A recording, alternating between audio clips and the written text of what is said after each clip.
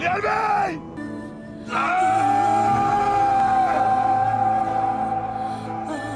Turgut!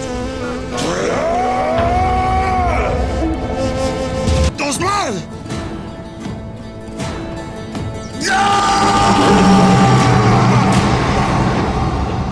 Ergen!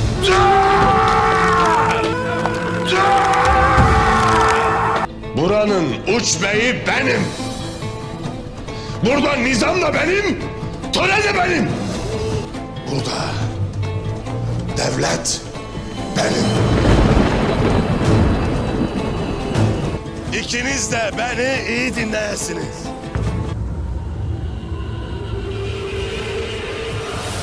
Söğüt benim ve obamın hakkıdır.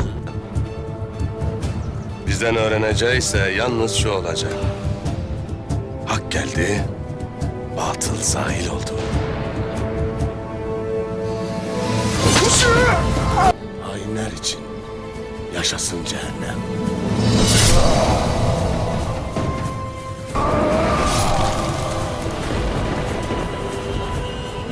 Zalimler için yaşasın cehennem. Sıra dağlar çekseler de yine de göğsümüzle parçalar geçeriz. Bu topraklarda alimlere kim tasallut ederse celladı Süleyman Şahoğlu Ertuğrul.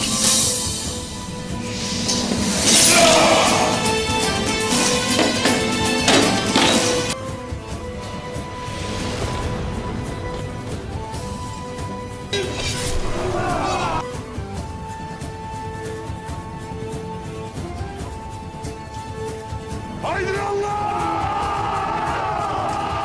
Haydır Allah! Haktır Allah! Ben Süleyman Şahoğlu Ertuğrul.